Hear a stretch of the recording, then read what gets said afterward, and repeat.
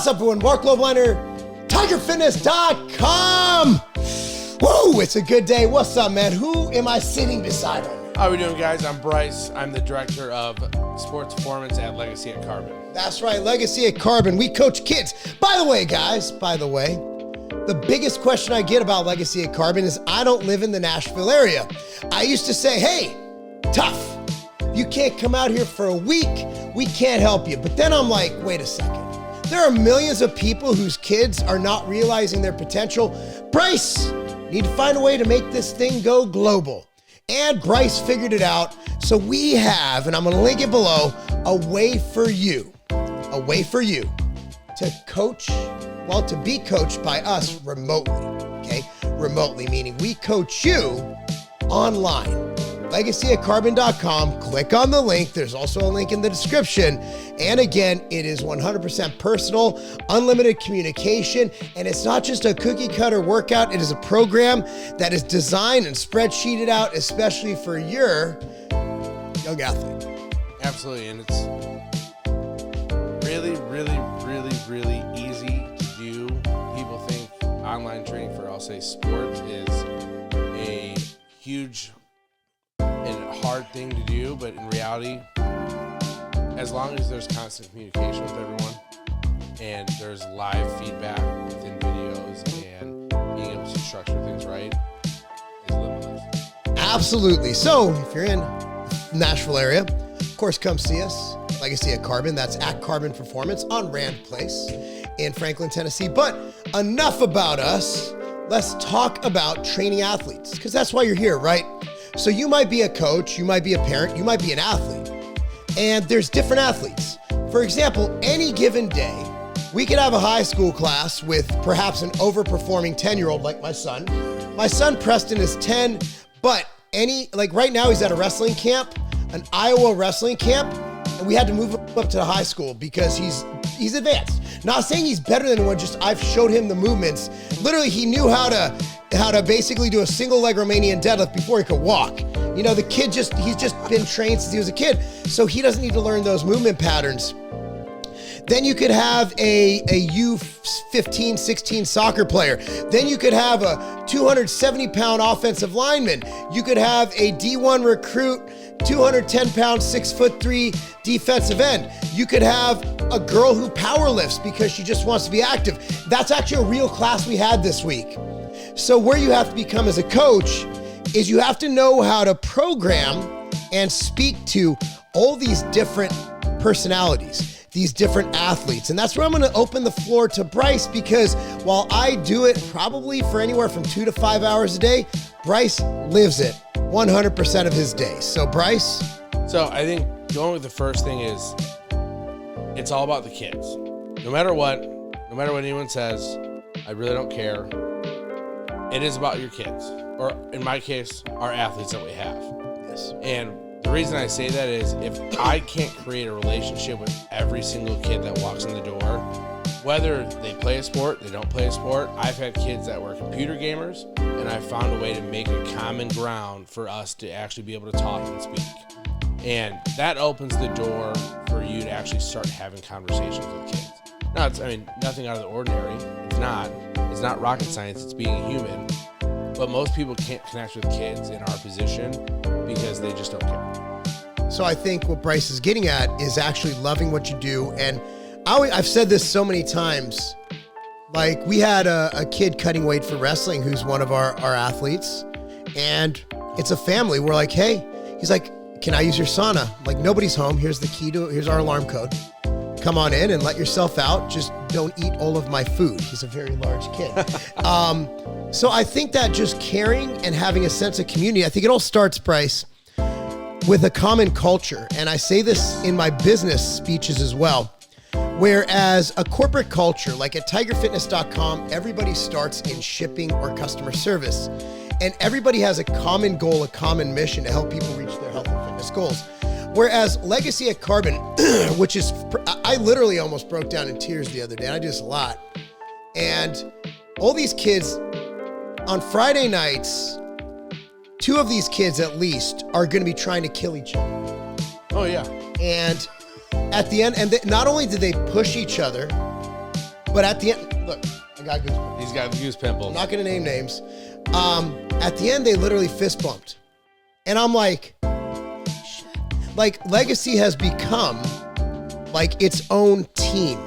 And because when you sweat with someone, when you work with someone, when you push yourself to the point of throwing up with someone, when you go above and beyond with someone, you develop this bond that goes beyond your school colors, that goes beyond any of that. And I hope to God, I pray that they don't take it easy on each other on Friday night and they try to kill each other, and they will. But when they're training at Legacy, they have this sense of pride that they're in this elite facility with elite programming and with an elite champion mindset that they want to win. And this person next to them, whether they're in Centennial Blue or whether they're in Brentwood Blue or whether they're in Ravenwood Red, that they're going to go and they're going to help each other become better. But they also can't let that guy next to him outwork him, because come Friday night during the season, lights out. But I tell kids all the time, especially like when I have really big groups, and it's a common thing I'd say, I don't care where you live, I don't care where you're from, I don't care what your school colors are, I don't care who your mascot is, because at the end of the day, that's your group. My family is Legacy, and it always has been. And I know I've seen it obviously over the last 10 years in Illinois, but my wife always comments on it. Yeah. Where to the point where kids still check on my son, new girl coming. But the reason I say that is that's how close this all becomes. It's like, a family. Yep. And you'll see us out at games. I was at a game Saturday, supporting one of our athletes. You'll see us out and around town, obviously, all the time. But going back more specifically to what Marc said, when kids know that, I know some of the kids I trained back in Illinois where they were rivals. And they wanted to kill each other every single session, but they knew I'd get pissed if it didn't happen the way I wanted to. Now, this is organically, it always happened. You can jibber jabber, you can talk shit, I'm okay.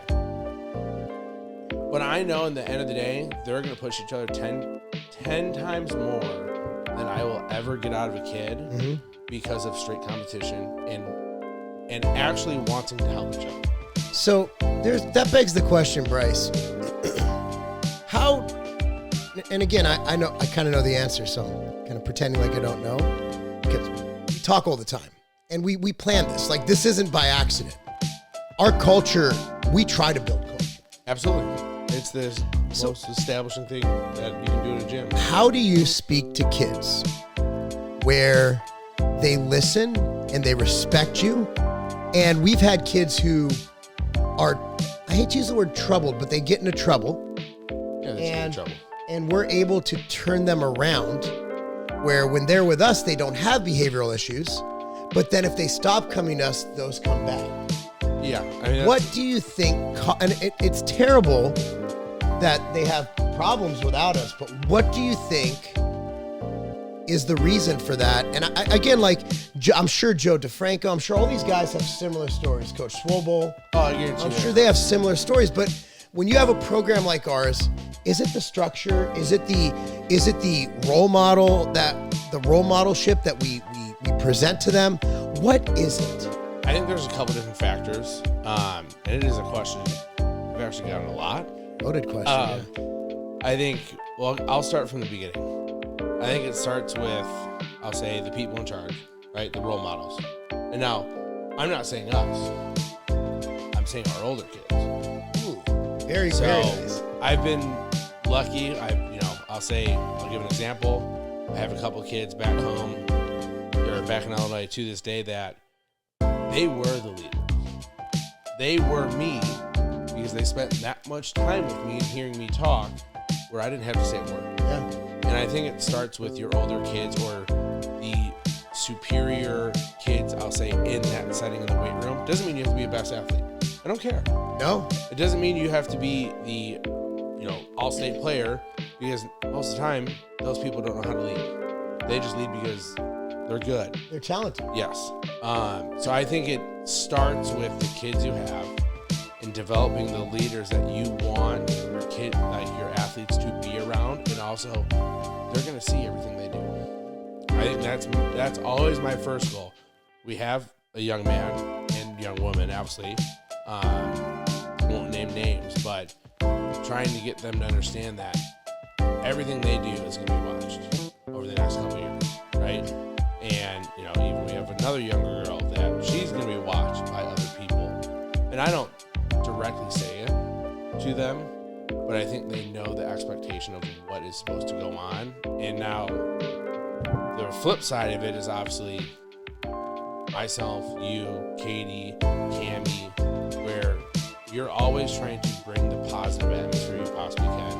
Because I think if you don't have the positive atmosphere, yes, I think you'll lose kids 100% of the time. You will, but the positive atmosphere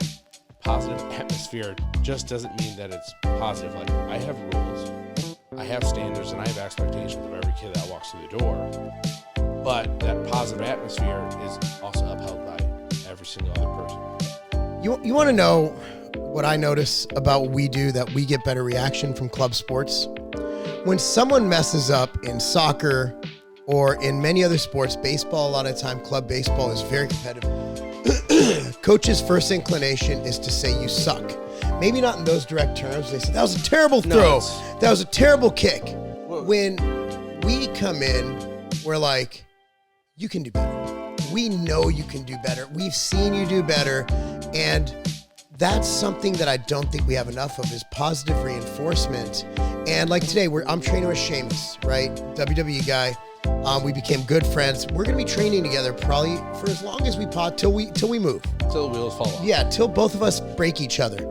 And when I was going for my old-time PR in a belt squat, he did the same. We both had PRs today. Yeah. Our second time training together. When I was going for my last 2 reps, Seamus didn't say, you fucking suck, you can't get these 2 reps. No. Brave change. He called me brave. He said, you're doing great, you got this. So with a lot of facilities, they either don't pay attention and they just kind of let people do what they do and they don't correct form, or they are negative. And I've seen this a lot. Whereas if somebody completely butchers a lateral walk or something simple, I'm not going to be like, sometimes if someone I know, I'll be like, but usually I'm like, you know what? Can you do me a favor? I know you got this. You've done it before. Do you run like that? Cool. I need you to just move this. Your legs are perfect, but I need your arms here. The good old poop sandwich, right? Where you have the positive, yes, what you need to correct, and then positive. And the problem is, I don't think a lot of coaches out there understand psychology. And some people do respond to negative reinforcement. My daughter being one of them. I'm one of them, 100%. But 99% of the kids I coach do not. Wrestlers do. Yeah. Well, I think that's... But I don't ever talk to my wrestlers like that. No. And at the same time, this goes into the difference of every single kid.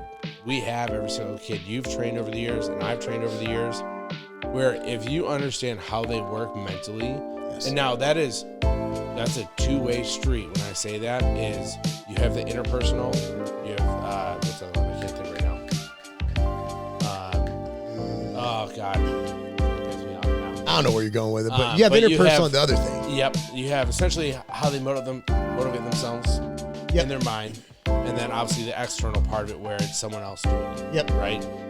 If you can understand how both those work and how they're either compatible or not compatible, usually it's time they're pretty compatible, and you understand essentially what the kid is triggered by in a positive way, kind of like you said, like, hey, like, we know you got this, like, you can keep doing it, like, I just want to change this, right? Yep. Where I know I can push a kid's buttons in a proper, calculated way because I've done it literally my entire life now, that I can literally find what triggers that kid just a little bit. And it's not me being mean. It's not me being, intentional in the sense of like trying to get him to hate me. It's something that triggers him to just, say, hey, shit, this is real. Like, let's get after it. And it's not done in a negative way. It's, you have to find, everyone says flip the switch. I get it. I do. I hate the term. But you do have to be able to find something that lights your ass on fire. Yeah. So, I mean, I think to surmise this, and I think as parents, like a lot of parents watching this, right? Like as parents, a lot of our inclination, if our kid does something stupid, is to say, bro, you're stupid. What are you doing? What I've been trying to do as a parent lately, because I think a lot of what I do as a coach can help me as a parent. Because our first inclination is, I can't believe I helped create this thing, because kids do really stupid things. Those of y'all with kids understand. What I've focused more on is, dude, you're better than this. Come on. Like, I expect more from you. You should expect more from yourself. Instead of just dogging them, put the onus on them to live up to their own expectations of their self. Well, what does it go back to? It goes directly back to everything that is involved around a culture. Exactly. And that's where I think people go wrong. Like, you can have every saying in the book on the wall, right? Blah, blah, blah. Nobody cares. Champions are made in the weight room. But if you don't have the expectation of every kid saying, I know you're going to be the best. I know you're going to give me your best, whatever you want. But every single kid, I tell kids, here's the expectation. Yep. And it's not your normal, Johnny, good job today. It's like, no, my expectation is way up here for people, and every kid we have to believe in them. You have to believe that they can do what they're put on earth to do. And what every kid we coach is put on earth to do is to maximize their potential. Whether that potential is playing, perhaps starting varsity as a senior, or going on and playing professional football, or just after high school saying, I'm done with this, then going on to have a successful career. You need to put that onus on them to believe in themselves. Because if they don't believe in themselves, it doesn't matter who else believes in them. Without self-belief, it's pretty much it's going nowhere. Yeah. And so I kind of want to bring it all together. As coaches, people pay you, whether you're being paid by a school, or you're being paid by an organization, or you're being paid by parents like us. People are paying you for a service. And most parents do realize that their kid's probably not going to be the next Lionel Messi. Some do. Some simply want to give their kids something to do, give them exercise, and point their life in the direction of success and hard work and being a champion, whatever it means to be a champion to that given parent or kid. As a coach, you need to take it very seriously that you are entrusted with the future of our world, of our nation, and someone who's going to carry our next generation. If you are lucky and you coach thousands of kids, you might have 1 or 2 pros. You might have 100 or 200 D1. You might have 200 or 300 D2 athletes.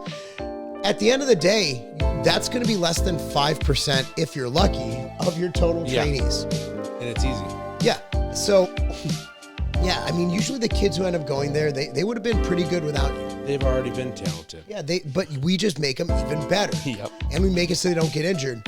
So what you need to do is look yourself in the mirror as a parent, as a coach, as a human being, and ask, am I giving these kids, am I giving these people, am I giving the world the value that they have entrusted in me to do?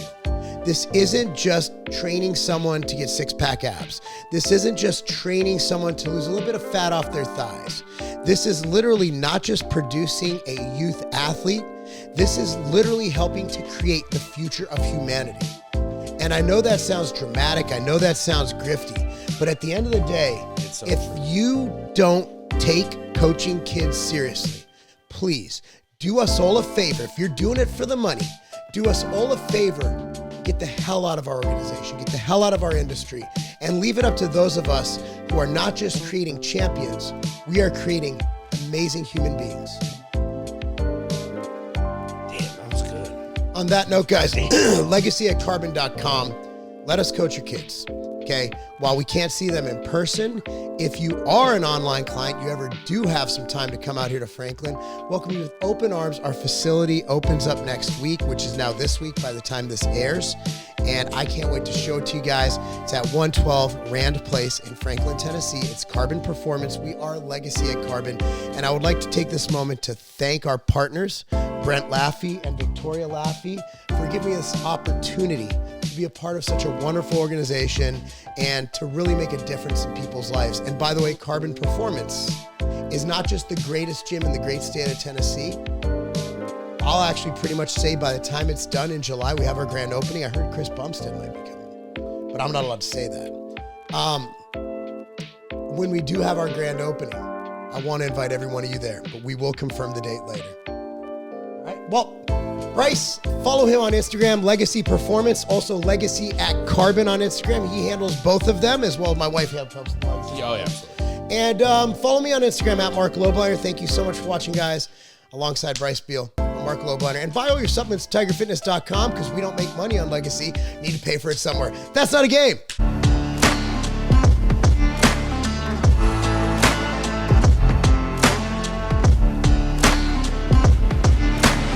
I used to have to go through dozens of bottles of vitamins, of supplements, just to get what I need. Look, I'm busy. I'm running multiple businesses. I'm coaching. I'm a professional bodybuilder getting ready for my first pro show. I don't have time to sit there and do all that. I gotta go. I'm on the go all the time. That is why I created MTS Nutrition Immortal. Here's how they look. All it takes, this replaces dozens of bottles of supplements. So let me tell you exactly what this has. It has probiotics, greens, liver detox, joint support, cardiovascular support, and the most complete multivitamin, multi-mineral supplement ever created. If you have a busy life or you simply want more time to do the things you love and be able to travel by just taking one simple little pack with you, Immortal's for you.